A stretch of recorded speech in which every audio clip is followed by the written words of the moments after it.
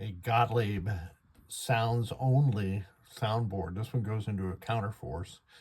And what I found with it was that the 6532, which would be under here, had failed. So I've replaced it with the Lizzie Development Gosumu, I think, card. And looks like we have her operational. Now I found that just by diode checking the 6530.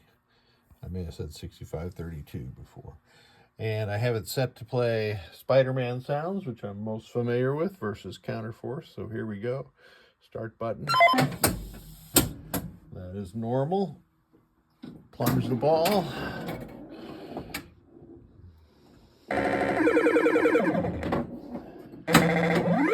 Inability to play one-handed, of course. Let's plunge another one.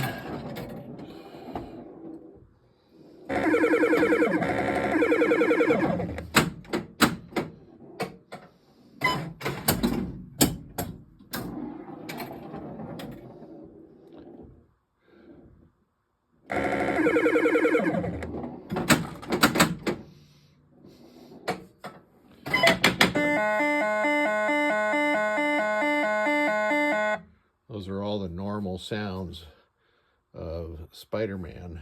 Now let me power off. Since I'm a board repair guy, this is handy back here. And then I'm going to turn dip switch 2 on.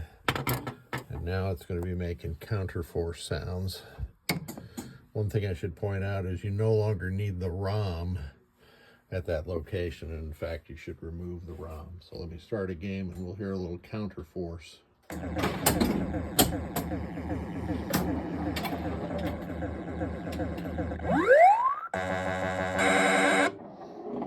Yep, that's what Counterforce sounds like.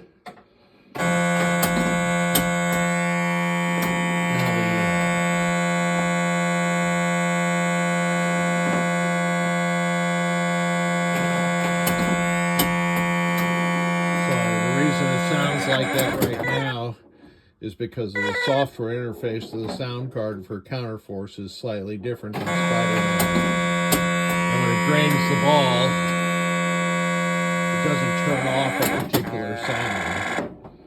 So this one is good to go.